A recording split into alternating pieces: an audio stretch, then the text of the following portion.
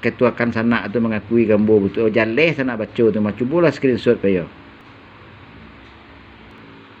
Aku ketua kan Haripan gua mengaku secara jaleh boleh baik video maupun secara tertulis.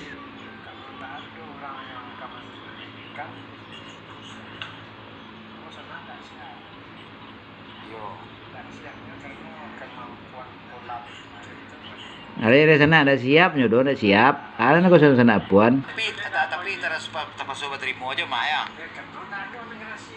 Par sana nak terangan sana tu seluruhnya ketuakan sana tu ngaku media puan polo dan nak bawa puan sana pakai pitih embo jalan tu mar sumbar tu sana.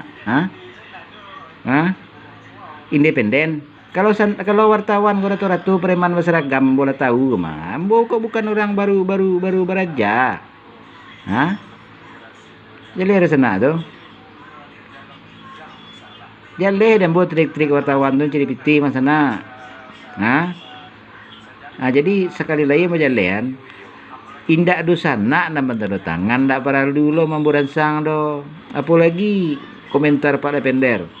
Inyo nan menandai ambo di teknologi. Inyo nan mencemeh-cemehin Pak Wali Kota. Sudah itu ambo bacuan benar perbuatan di Pareman tu malah inyo nan berang ambo. Memang iyo jaleh kok dalam poin tu. Dalam poin pertama tu membutuhkan program kaderisasi adat, budaya, adab dan agama. Ndak jaleh dek tu dek ketuakan sana tu masing-masing dah pun ke maluan. Ambo explore nyocai channel YouTube. Di USB ambo ada. Kama ke sana bawa karena hukum okey. Bukti ambo palit. Sana aja cari aja dari kono tutup ambo tu. Baca elok mako jangan judul saja.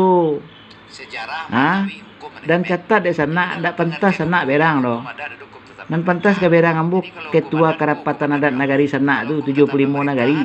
19 kota, 19 kabupaten jale sana ndak. Sana sangko ndak pakai piti. Ambo kan independen ndak bisa jadi kendaraan do. Ndak semua cuma dengan lain jadi dikacung lu sana. Lah paham sana tu. Ambo bebas bersuara, legal standing ke sana bacuan ke sana tanya, aduh ambo legal standing. Tetapi untuk sana tahu, hukum adat lebih tinggi daripada hukum tata pemerintahan. Makanya pelajari konten ambo 10 konten baru, 10 konten lama. Kok lebar ka sana arti sana tu mah.